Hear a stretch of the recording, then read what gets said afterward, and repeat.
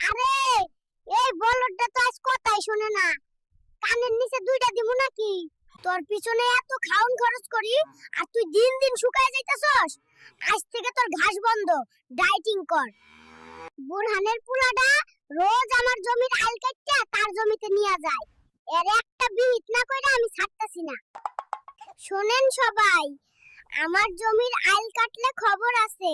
বুরহান না, তুই সাবধানে থাকিস। মেম্বার সাহেব, হয় আপনি আমার জমির আইল মাপার ব্যবস্থা করেন, নাইলে আমি নিজেই বর্ডারের মতো কাঁটাতারের বেড়া দিমু। কোন হালায় আমার ক্ষেতের পানি ছাড়লো রে? তরে ধরতে পারলে খবর আছে। হ্যালো কৃষি আপা, আমার বেগুন গাছের পাতা সব কুকড়ে যাচ্ছে, এখন কি দেব? এই লেদা পোকার বংশটারে আমি নির্বংশ কইরা ছাড়মু। আমার কচি লাউ গাছগুলারে খায়া শেষ কইরা দিল। ব্যাপারী আইয়া যে দাম কয়, জমির আইল টাইনা ধইরা কাটতে ইচ্ছা করে, সব সিন্ডিকেট কইরা রাখছে। আমার গাছের পাতা খাস? দাঁড়া, তোর নামে আমি মেম্বারের কাছে মামলা করব। দেখিস, ভালো কইরা ডিউটি করবি। একটা কাকো যদি আমার ধান খায়, তাইলে তোর 1 মাসের বেতন কাটা। এইসব অনলাইন না কি যেন কয়, টিপ দিলেই নাকি সার বীজ ঘরে আইসা দিয়া যায়। দেখি তো চেষ্টা কইরা। ধান কাটার সময় হইলো, কাস্তেটায় ধান না দিলে তো হাত দিয়া ছিটতে হইব।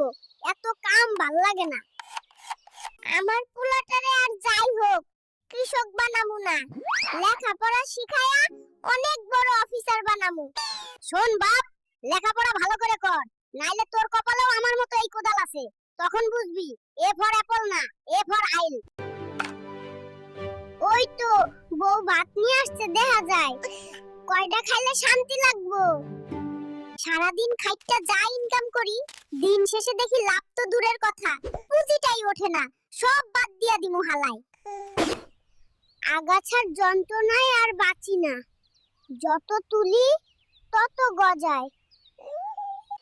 ভিউয়াররা, ভিডিও ভালো লাগলে দয়া করে চ্যানেল সাবস্ক্রাইব করেন। ধন্যবাদ।